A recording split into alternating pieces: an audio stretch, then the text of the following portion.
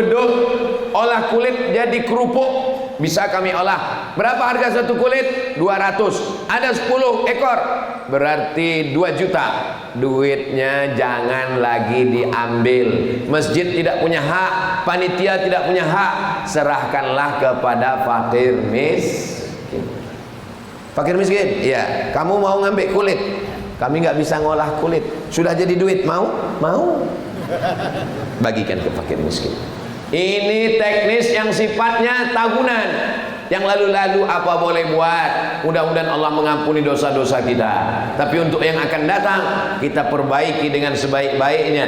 Daging bertimbun, satu gunung daging semuanya, belum dibagi. Datang si ibu ngambil daging, datang si bapak ambil, cincang potong halus-halus, masak. Panitia, ayo kita makan daging. Daging siapa yang kau makan?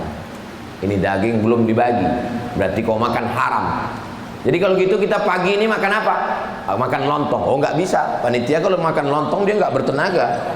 Gimana dia mau motong daging makan lontong? Jadi caranya bagaimana supaya menghalalkan daging yang dimakan ini?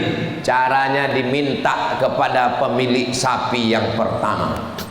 Pemilik sapi pertama, Bapak Insinyur, Bapak Fulan, Bapak Dokter Andus, Bapak Kiai.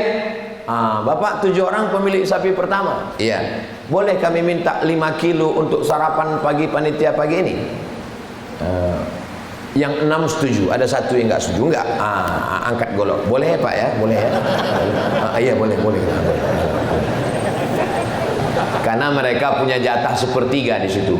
Jadi kalau daging itu beratnya 20 kilo, 21 kilo bagi 7, jadi ada masing-masing tuh jatah 3 kilo, diambil jatah dia itu sebagai sedekah supaya panitia jangan semena-mena.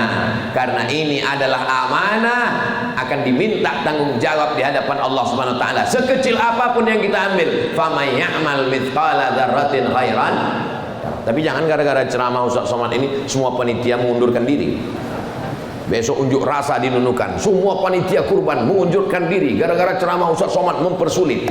Insya Allah ini semua untuk menjaga kita. Insya Allah mudah-mudahan penyelenggaraan hewan kurban tahun ini lebih baik daripada tahun-tahun sebelumnya. Insya Allah yang belum membayar setoran hewan kurban, bayarkan segera, setorkan segera. Ingat, malaikat maut sudah di pelabuhan. Jangan sampai nanti kita mau berkurban ternyata kesempatan sudah tidak ada lagi, meleleh air mata darah, mau hidup lagi berkurban. Saudara kita yang meninggal kemarin itu mereka tidak tahu bahwa mereka akan mati, mereka akan menyangka hidup sampai sholat Idul Adha. Kita yang sekarang menyangka hidup sampai Idul Adha. Mohon maaf jangan tersinggung. Ada di antara bapak ibu ini yang yakin hidup sampai Idul Adha. Ustadz pun nggak yakin sampai Idul Adha, nggak tahu juga. Bisa jadi pulang dari sini masih tetap hidup, insya Allah. Masalah mati ini nggak usah terlalu takut, nggak usah terlalu dipikirkan. Betapa banyak yang diponis dokter mati, nggak mati-mati, dokternya mati duluan. Berapa banyak yang dikatakan orang sehat, jogging, habis jogging mati, habis olahraga mati. Nah, maka jangan sampai kita putus asa. Insya Allah kalau dilihat dari senyumannya, dari ketawanya bapak-bapak ibu pagi ini umurnya masih panjang. Tapi nggak tahu juga ya. Insya Allah yang penting niat panjang umur, murah rezeki. Insya Allah saya akan berkurban. Bagaimana kalau mati? Maka niatnya sudah sampai. Innamal a'malu binniyat wa innamal likulli imri'in ma nawa. Mudah-mudahan doakan supaya Ustaz Abdul Somad, santri-santri, anak keturunan bisa istiqomah melaksanakan ini insyaallah. Amin ya rabbal alamin. Yang akan kita kaji subuh ini satu hadis dalam kitab Sunan At-Tirmidzi. Diriwayatkan dari seorang perempuan namanya Aisyah Ummul Mukminin, anak Abu Bakar Siddiq radhiyallahu anha. Khudhu nisfadinakum min Humairah. Ambil setengah agama kamu dari perempuan ini. Kenapa? Karena dialah perempuan yang paling banyak meriwayatkan hadis Nabi Muhammad SAW. Bagaimana kalau Nabi tidak menikah dengan Aisyah Ummul Mukminin?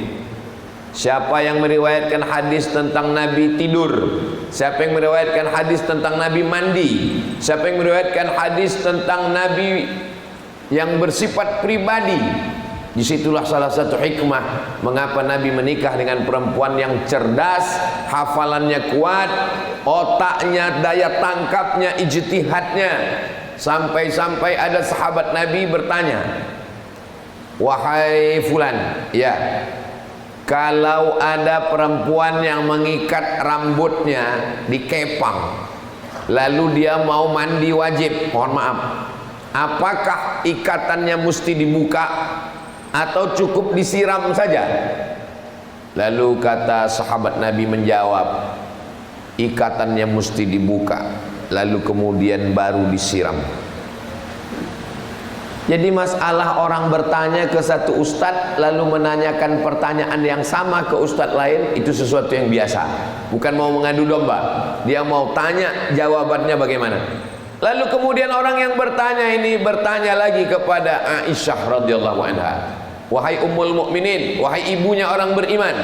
Kita memanggil Aisyah itu ibu kita, karena istri Nabi itu ibunya orang beriman. Siapa yang mengejek istri Nabi, berarti dia mengejek ibunya sendiri. Kalau ada orang di Indonesia, di dunia ini yang mengejek Aisyah, maka kita wajib marah, sama seperti ibu kita diejek. Lalu kemudian orang bertanya kepada Sayyidatuna Aisyah, wahai ummul mukminin, ibunya orang beriman Aisyah radhiyallahu anha, ya, bagaimana kalau ada perempuan rambutnya dikepang, diikat, lalu kalau dia mandi apakah wajib dibuka? Kata Aisyah, cukup disiram saja, tidak wajib dibuka. Kalau dia buka bagus, tapi kalau dia tidak mampu membukanya, ya kalau mandinya sekali, kalau 1 hari sampai 3 kali, masa mesti dibuka terus? Maka dia boleh menyiram saja, yang penting kena air semua. Tapi tadi saya bertanya ke sahabat